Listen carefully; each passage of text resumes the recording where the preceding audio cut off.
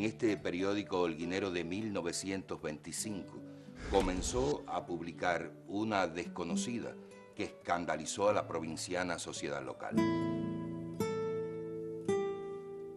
Escucha mi deseo, Febo.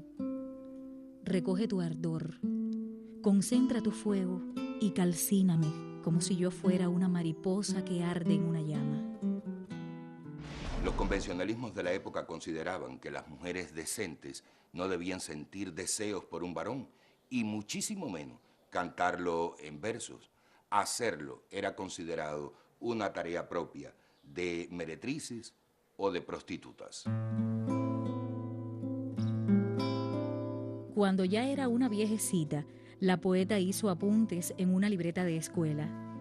Con su caligrafía hermosa escribió: si la muerte me sorprende fuera de Holguín, he pedido a mis hijos que mis restos reposen eternamente en la tierra donde nací. Sufrí, fui amada y por algunos olvidada. Con su permiso, ¿es usted la nieta de la poeta que escribió en su epitafio "Quedas perdonado, oh ser que te haces llamar hombre"?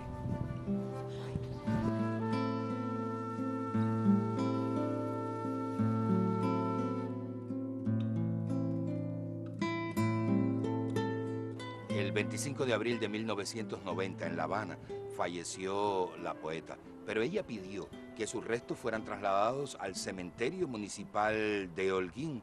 Sin embargo, no pudieron cumplir con su deseo inmediatamente. No, de inicio no se pudo, se preparó el cadáver, pero las autoridades sanitarias no lo permitieron y hubo que esperar. Incluso cuando se abrió la tumba a los 2 años, estaba en perfecto estado el cadáver. Hubo que esperar 2 años más para poderla trasladar hacia Holguín. Pero finalmente se cumplió su deseo y descansa aquí en esta tumba. ¿Por qué tanta insistencia de la poeta en descansar en la tumba holguinera de la familia? Ahí está su madre, su padre y su hijo Henry. Me gustaría que me contara un poquitico sobre el carácter de la poeta, una mujer que fue rebelde sin lugar a dudas, pero su carácter en la vida cotidiana, en la vida diaria, en la vida familiar. Una mujer muy enérgica, pero a la vez muy tierna, muy dulce. Y con los nietos era, incomparable, la superabuela. La misma jugaba con nosotros, que jugaba con mi hermano, me le hacía ajuares a mis muñecas. Era de verdad que una abuela divina.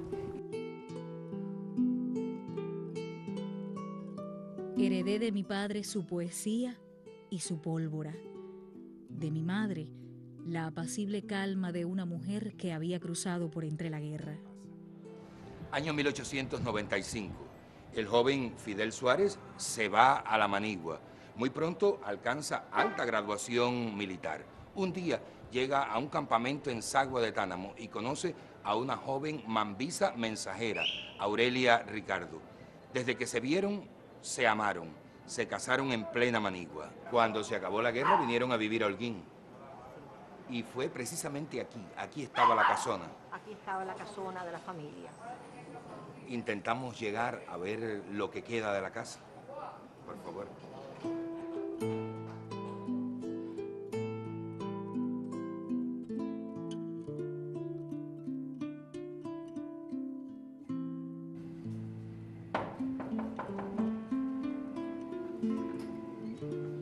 Permiso.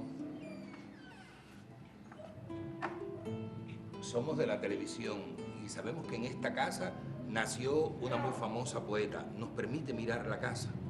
¿Qué queda de la casa en su memoria? Este piso, que es el piso mismo original que tenía, esa columna, que también era de la casa original, porque lo demás ha cambiado bastante. De lo otro que se ve en la casa, ¿qué queda de aquella vieja casona donde nació la poeta?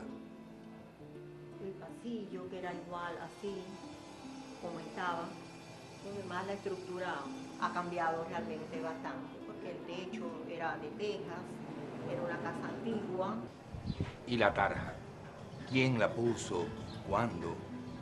Bueno, fue iniciativa de la UNIAD, recién el centenario de ella, y vinieron un grupo de escritores, más los familiares que estuvimos aquí, para ponerla.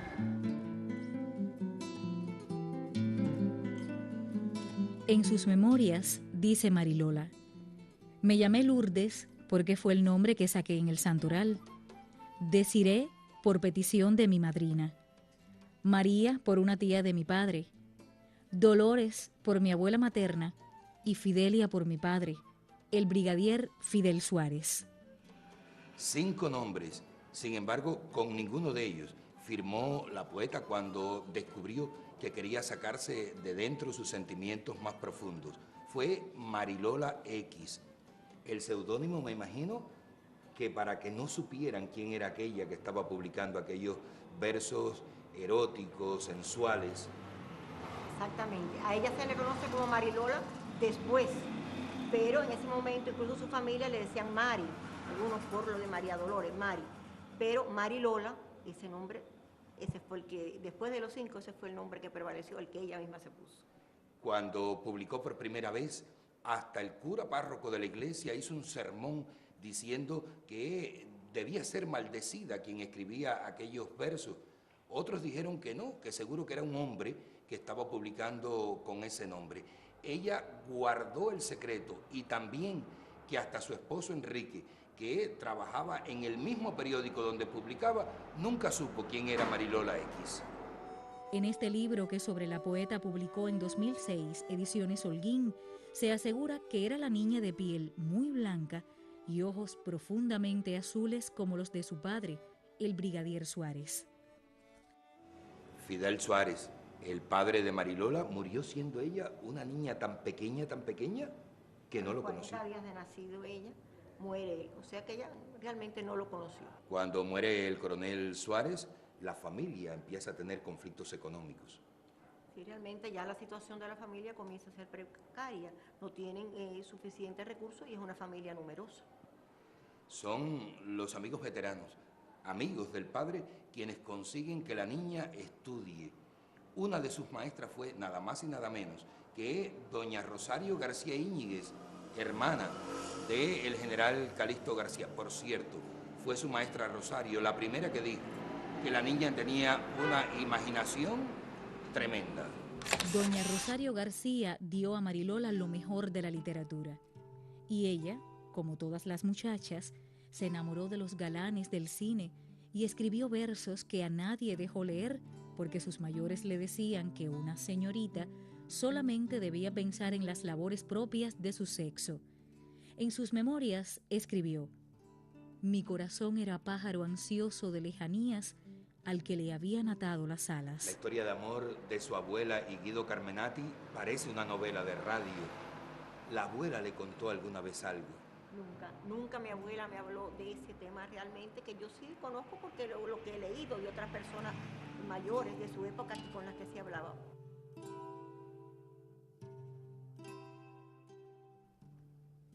Me siento tatuada. Por dentro y por fuera es como si en cada poro de mi piel estuviese escrito tu nombre que digo en secreto como un rezo. Guido Carmenati era italiano, vivía en La Habana, era viajante de comercio. Algún día llegó a esta ciudad de Holguín y aquí conoció a Marilola. Se enamoraron. Ella le prometió que se casaría con él. Él se marchó a La Habana. La familia obviamente se opuso. Ella dijo alguna vez que todos los versos eróticos que después escribió estaban dedicados a Guido. Ocurrió que, estando Guido en La Habana, vino a trabajar cerca de la casa de la familia, a la bodega de un tío, un joven, Enrique García, que también se interesó por Marilola. La familia obviamente estaba de acuerdo con Enrique y no con Guido. Ella no le correspondió en un primer momento. Él insistió, le regaló un libro de versos de Rubén Darío, le dijo que quería ser periodista. Ella siguió esperando a Guido. Llegó una carta de Guido desde La Habana en la que le decía que iba a Italia, pero que lo esperara, que él regresaría. Pasaron 2, 3 años probablemente y nunca llegó ni Guido ni carta de él. Ella empezó a considerar que estaba enamorada de Enrique García. Quisieron hacerme de hierro, mientras que mi formación era de gasas suaves que al agitarlas el viento semejaban gaviotas liberadas. Pasaron 3, probablemente 4 años. Marilola no recibió ni una sola carta de Guido Carmenati. Ella decidió que se iba a casar con el bodeguero Enrique García, que entonces se había convertido en periodista. Por cierto, uno de los mejores periodistas que ha existido en esta ciudad de Holguín. Enrique amaba tanto a Marilola que decidió llevársela muy lejos, donde nadie le fuera a robar su amor. Fueron a vivir a un lugar que ella dijo que había tanta soledad que se sentía Robinson Crusoe. Un día, la poeta vino a la ciudad, traía a su primer hijo en brazos. En una esquina se encontró con Guido Carmenati, quien le dijo que había regresado a cumplir su palabra de casarse con ella. Ella no dejó que dijera nada más. Estaba casada con Enrique y con Enrique iba a seguir. Nunca se supo por qué Guido Carmenati nunca escribió ninguna carta en aquellos 3 o 4 años. Ellos dos, Enrique y Marilola, tuvieron hijos también. 3 hijos, mi tío Henry, que fue boxeador en su juventud, pero que también era poeta. Mi papá, que también escribía, estuvo publicando hasta su deceso en el periódico Granma, era el corresponsal en Camagüey. ¿Cómo se llamaba su papá? Ariel García Suárez. Ariel García Suárez, sí.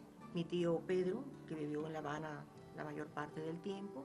Después de la muerte de mi tío Henry, ella sí quedó que realmente ya no publicó más. O sea que después de la muerte de Henry no publicó más, pero escribió Ya versos. después, sí, al cabo de muchos años, pues empezó a escribir otra vez algunas cosas que tenía ella guardada, pero no llegaron a publicarse.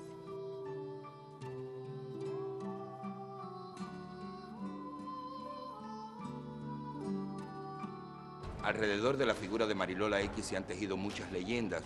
Hoy no es posible saber dónde comienza la realidad y dónde comienza la imaginación de quienes han leído sus libros, pero también de quienes no los han leído.